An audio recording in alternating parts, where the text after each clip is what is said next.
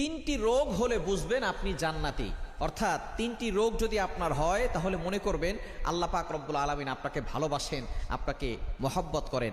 যাদেরকে আল্লাহ তাআলা ভালোবাসেন, মহব্বত করেন, তাদেরকে আল্লাহ তাআলা বিভিন্নভাবে পরীক্ষা করেন।